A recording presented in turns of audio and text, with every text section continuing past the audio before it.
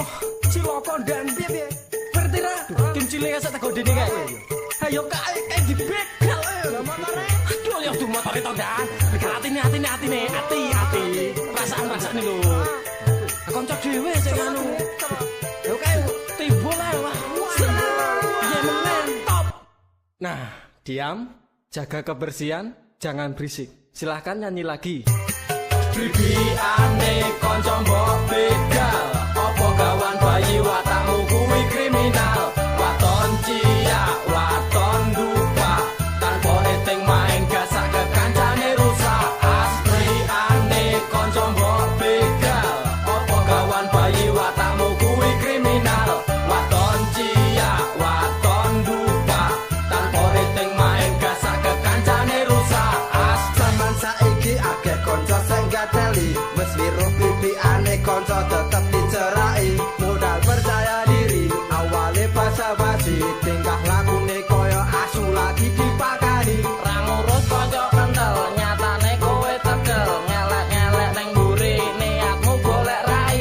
Neng arep maca apik, neng buri kaya kire. Ra mikir ke kancane sik penting oleh Kim cilik. Asiane kanca mbok begal, apa gawan bayi watakmu kuwi kriminal. Waton ciak, waton dupa, tanpa rating main gasak ke kancane rusak. Asliane kanca mbok begal, apa gawan bayi watakmu kuwi kriminal. Waton ciak, waton dupa, tanpa rating main gasak ke kancane rusak. Sajane aku nesu ndelok tingkah lakumu, paitan ninja F juga begal pacar baruku.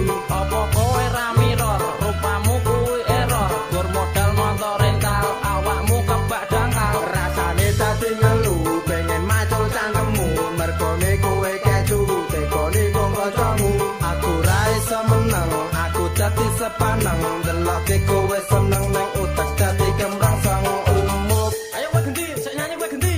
Wah, isin aku. Apa isin ra apa-apa ayo.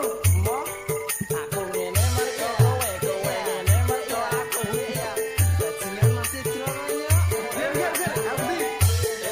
Saya gini karena Anda gini karena saya.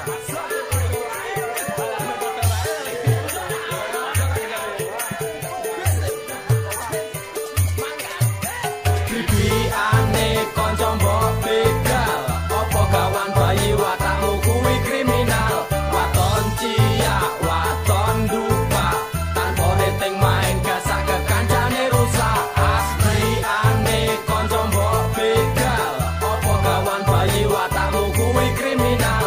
Waton ciak, waton dupa, tanpa rating main gasak ke kancane rusak. Asliane kanca mbok begal, apa gawan bayi watakmu kuwi kriminal.